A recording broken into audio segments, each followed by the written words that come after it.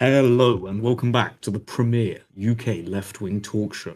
And today we're going to be talking about why Keir Starmer is one of the most based prime ministers we've ever had. Now, of course, if you're familiar with this channel, this isn't a left-wing channel, but we aren't necessarily joking when we're talking about how quote-unquote based Keir Starmer is.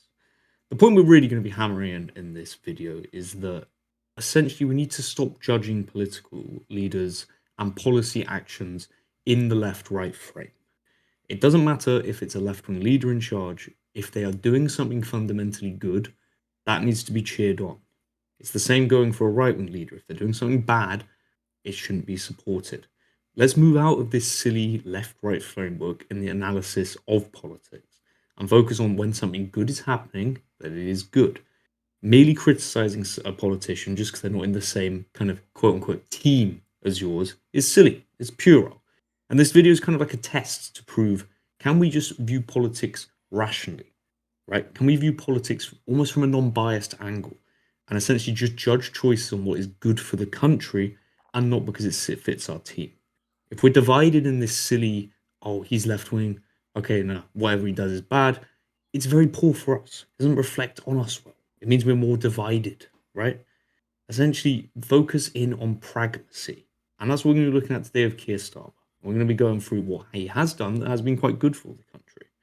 Now, to caveat first, of course, we're not in support of everything Keir Starmer has done. In fact, on the balance sheet, he has probably done more bad things than good things.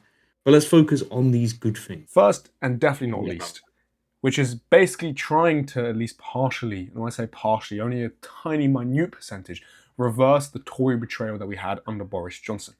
You see, this year, or this is specifically from 2025, there's been a 31% decrease from the previous year of net migration. And that obviously is a very, very positive thing for the UK. And net migration actually fell by 69%, haha, funny number, 69% during this period as well, which is, of course, fantastic. Now, most people would think to themselves, actually, Muslim bro, this is terrible, terrible news. Because it was done by Keir Starmer. There's got to be some 4D chess move being done here where they're actually going to reject these people but then bring them back later on because they want the destruction of the country. And the reason you'd say that is because it's Labour? Huh? That doesn't make any sense. Now, you have to look at it from the fact that the Tory government of 2020, 2021, 22 did so much worse. They literally destroyed the country regarding migration. And therefore, if you're an actual sensible person on the right wing of politics, you should be thinking to yourself, I am not voting for a Tory government that is like the Boris Johnson government. Oh, hold on a flipping second. If I'm voting reform, is that exactly not who I'm voting for? The exact same people who were in that Tory government? Just food for thought. Anything you want to add here, Christian, bro? Yeah, and that's not to say vote Labour, that is to say vote Restore. Of course, they are the only true party. But more to point out the fact that you were making there. So, on pure aggregate figures, migration has gone down under Starmer. And I think this speaks to a kind of structural issue, not even an issue per se, but within the British political system. This is Blair's political system, right?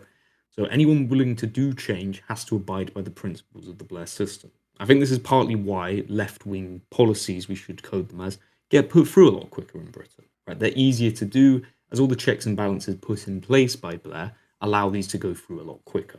It's why any policy kind of done to increase wokeness gets put through so rapidly. And it's why a Labour Prime Minister is able to actually make a bigger dent on reducing immigration than the Conservatives, because the system essentially works for them. Now, of course, the immigration situation is far from ideal, right? The job is at all not done under Keir Starmer. He's not reversing the trend. But we have to at least applaud the fact that it has gone down. And this purely probably is just for pragmacy reasons. I doubt Keir Starmer ideologically cares about the demographic fate of Britain. But first and foremost, the numbers have gone down. And if you can't see that as some kind of victory, however small it is, it means you're stuck just in the basic left of right wing frame of being a rightoid and just cheering on your team, and whatever the other team does is bad. Right? Take this small win as it is. Amazing. One last thing to mention in this case is if you want a full breakdown of reversing migration completely in the UK. Me and Christian Bro have made a video on this. It's not a very popular one, but it's the first video we've ever made, and it's basically about the just everything that the UK government would need to do within the frames of a democratic government. So this is not assuming that we'd have like an autocratic government, a revolution, or anything like that, to reverse as much as possible migration and legal migration. So feel free to go watch that video. I'll put it in the description myself. Yeah, fantastic video. We're very proud of that one. Bit long, but it's literally just the practical it's back side. when we edited our videos as well. Exactly, it's back when we used to edit them. Yeah, but it's a very practical look in terms of how you'd reverse migration as much as possible. And this pragmacy displayed by Keir Starmer is also here present in his decision to reverse non-crime hate incidents as a prosecutable offence. Again, this is a very wildly unpopular policy, and it speaks, I guess, to Keir Starmer being purely a pragmatist in getting rid of this. Now, this can only benefit us on the kind of, let's call it the anti-immigration side, to have this removed. Because this was a tool only used really to persecute people with our opinions and people with, more extreme opinions on the state of Israel, right? Having this removed is again good for us, right? But we won't acknowledge this. We won't acknowledge the fact that we've essentially now had this removed and can again begin to probably speak a bit more freely on it. Because again, he's on the other team. He's on the left team. We have to reject this. Keir Starmer doesn't care about left-wing ideology, hence why he's removing this. Keir Starmer cares about keeping the system going. And the system knows that it has to give concessions to people, otherwise it becomes too unpopular. And this is just another incident of the system removing a very unpopular policy. Yeah, that's a very concise point anyway. Nice one, Christian Bro. The point I would maybe add is that obviously this shouldn't have existed in the first place. But with any controversial opinion you have, you might get policed. Let's be honest with you, or let's be honest with each other, I should say. The police in the UK is already very, very, very overstretched with what it has to do. And from a pragmatic perspective, having to stop them from being online all the time or having to waste their time going through X or Twitter or Substack or things like that to try and police who says what, it just saves the government money. So it's a bonus on that as well. Obviously, it shouldn't have existed in the first place. Now, this one is just such a in my opinion, it's one of the biggest wins we've had, actually, Christian Bro, with the Starmer government, with this Labour government, is that they haven't embroiled themselves in this war. Thank God. Because I guarantee, if it was Tony Blair, he'd be going, hey, do you know what? Let's just bomb some freaking Arabs. Right? For some reason, that man just loves to just get into a forever war. I don't know why. Right? But Tony Blair, back in 2001, for example, supported America, regardless of what his cabinet was saying, regardless of what his advisor was saying, regardless of he picked his advice, obviously, I'm just saying, regardless of what the broader government was saying in general. And Starmer, although being seen as very unpopular in some of the right-wing spheres in regarding to the war and the fact that he hasn't supported America fully with going to war in this case, has actually done something that if you are sensible and you are aware to just a tiny bit of the state of Israel and its atrocities, you might think to yourself, well, actually, this is quite sensible. Right? If any populist did this, they'd go, oh, wow, this guy's a populist. He's putting his country first. Yeah. But Starmer has put the UK first in this case. And I just hope he's, decides to do something as brave as Macron did for France, in which case the UK economy wouldn't be as thwarted as some other countries have. That's my main point on this, honestly, Christian Bro. Do you have anything to add?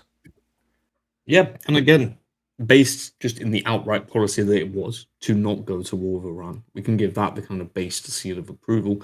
And again, long term as well, this is actually more major than it seems on the surface. It shows that we are, as a country, willing to sort of diverge away from America. I mean, long term, I hope that one day we can kind of collectivize with Europe away from America, right, and be our own bloc. I mean, that's just a long term thing. But this is a good start. Us rejecting the call to America, kind of diminishing our vassalhood status, which is frankly a humiliation to us as a nation, that we are just such a whipping boy for the Americans. And Keir Starmer, credit to him, is one of the first prime ministers to outwardly not go along with American policy, which is huge. Now, the next point I think is on, pornography. Now, this is another one. Anyone on a conservative side of mine knows that we should not be having porn in the country. Not even just for minors, by the way. Porn should not be viewed by anyone even over the age of 18. It's not even about that. porn is an absolute cancer on society, and a lot of society's ills can actually be pinned on pornography.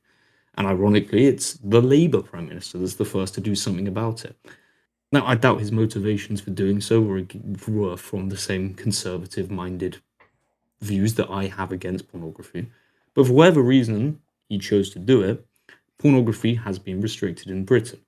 Now, of course, the obvious follow up to this is, of course, oh, well, everyone just uses a VPN to get around it. And that may be true. If you're that big of a gooner, you're that addicted to porn, of course, you're just going to download a VPN, right? It's not hard to do.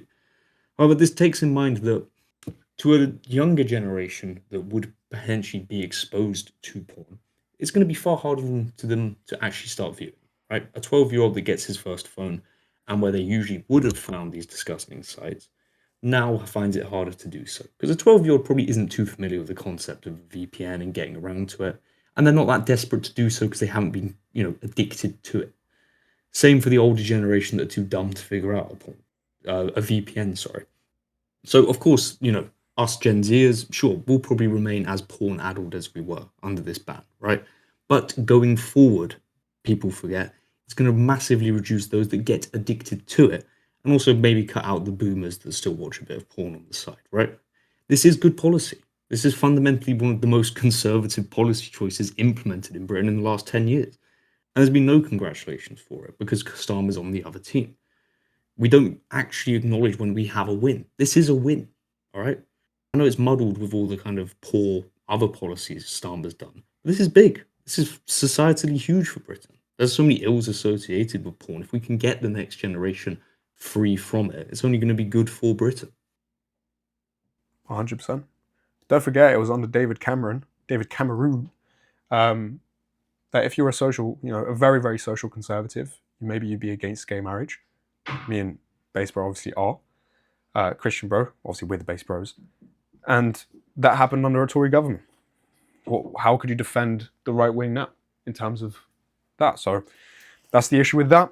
In terms of having to look at the left, right all the time, you always end up looking at the left and going, nope, everything they do is going to be pro stupid stuff when it comes to society. And I say stupid stuff, I mean that in a broad sense. Hopefully you think like me and Christian Bro, so you know what I'm talking about. But if it's done on the right, then it's going to be good. Well, obviously it's not, right? So that should hopefully top up the left-right framework, and hopefully you start getting out of the rightoid state of mind, the rightoid paradigm that anything done on the left is dumb, retarded, and for some 4D chess move to make everybody a gay, black homosexual. And you start seeing that these Starmer policies have actually been kind of good, right? Starmer's kind of based in some way. Any final remark you want to make, Christian, bro?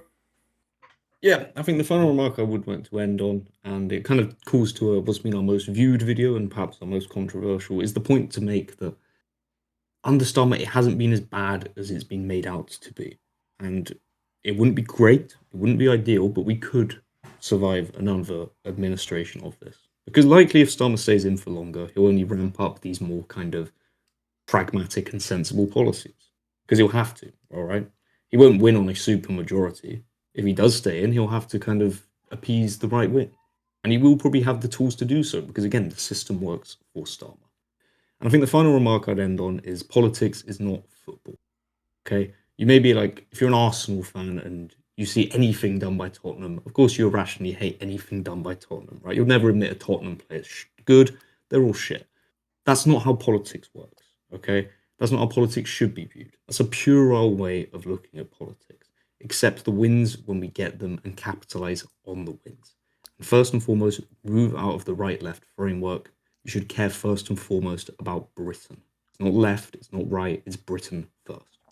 But yeah, thank you very much for watching. I'll see you guys soon. God bless. And if you want to care about anything else, care about subscribing to the Bass Bros channel. Anyway,